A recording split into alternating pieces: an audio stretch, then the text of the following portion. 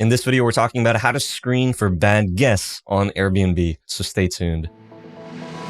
Vacation Rental Machine helps hosts just like you learn how to start, grow, and scale your short-term rental business. This show is all about creating systems that help you automate your business, giving you more time and money freedom.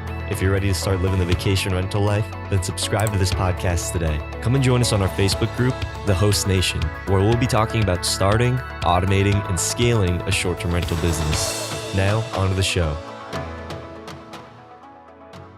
Hey, welcome back, Host Nation, to another episode of Vacation Rental Machine. I'm Julian Sage with my good friend, John Bell, and today we're answering a question from the Host Nation Facebook group, and this comes from Pamela, and Pamela asks, other than negative reviews, what are some red flags that I should look for on Airbnb when considering approvals? So, John, what are some things that you look for when screening guests? Are you looking at every single guest that is requesting to stay at your properties? And what are the things that you're looking out for other than, let's say, negative reviews? Yeah. Part of that screening process is also taking consideration into what the property is offering. For instance, if you got a 4-bedroom place and somebody's sending you an inquiry and it says something about one guest, it's probably not just going to be one guest. So you need some clarity. So I always tell everyone that you can ask as many questions as you want to ask to get clarity on exactly what's kind of going on.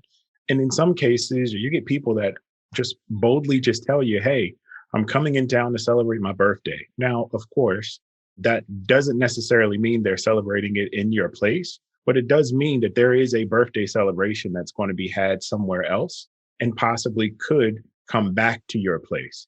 So you just want to make sure in those cases that you either reiterate those rules or you want to just say, hey, kindly just remember that there is no parties at my place at all and we have quiet hours. Outside of that, some other red flags that you might notice are people that immediately ask you, hey, what's the minimum stay age? That might be a red flag. Of course, whatever you say needs to be the same across the board. You cannot just say, it's 21 today, and then the next day it's 25, and then somebody can actually prove that because that's discrimination. So, John, when you're looking at guests and trying to review, are you really just specifically looking for people that could potentially throw parties in the rental, or are you looking for other things? I'm looking for exactly what they're looking to do in the space, right? Whether that means, hey, I'm coming to just relax, I'm coming to get away. COVID has kind of put us in the situation where we have a lot more local stays, but maybe because of my destination, I am a little more relaxing, or somebody feels like it's an outlet because it's different from their place. So with that, you can't necessarily say, hey, you're a local, you can't come. You probably should be a little more lenient. And that's one thing that we've done is just been a little more lenient on the local stays. We ask questions where we need to ask questions. At the same time, we look to make sure that their ID has been verified. And if their ID has been verified, we know that somebody has an ID. And if we don't have it verified at the time of check-in, we always have them verified before they actually get the key to or the code to stay. Right. And that kind of leads off another common thing that people are just getting into the space is when someone is booking on Airbnb and they don't have any photo, they don't have any reviews, maybe they aren't a verified profile. For someone that's just starting off, that can be very intimidating because there is no track record, there is no history, and they don't, maybe what the person is messaging isn't very clear. What do you do when there's just not very much information and someone is trying to book a place? I look at when they actually created their Airbnb profile.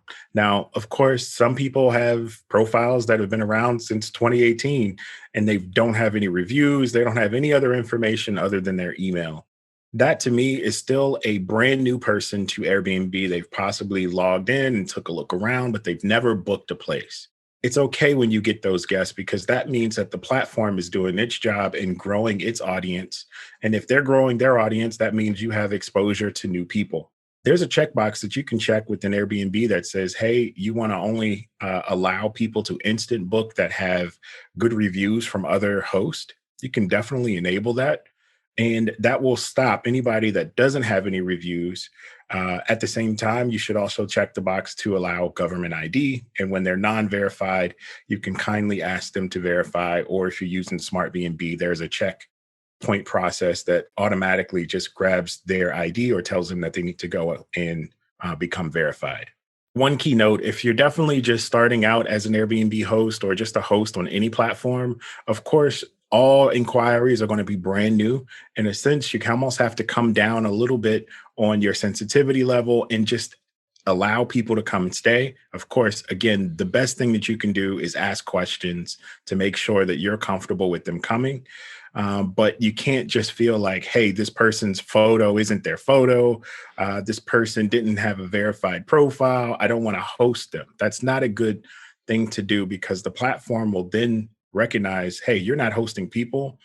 They only get paid when you host people. So if you're not hosting people, they're not getting paid. You're not getting paid.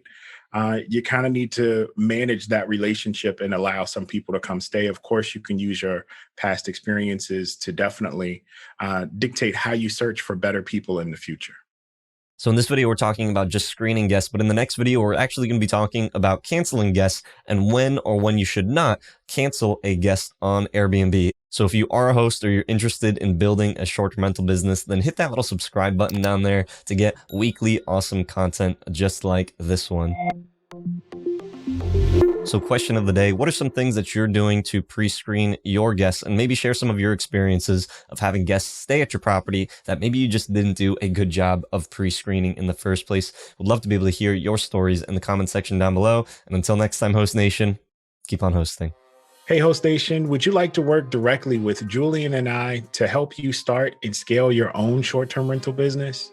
Go to shorttermsage.com/coaching to attend our step-by-step training and learn how we can work together. Looking forward to talking to you soon. Hope you hosts found value in this episode. If you did, please go on over to iTunes and leave us a review, as that would greatly support the show. If you'd like to connect with John, the community, and I, then go on over to our Facebook group, The Host Nation. Talk to you hosts in the next episode. Keep on hosting.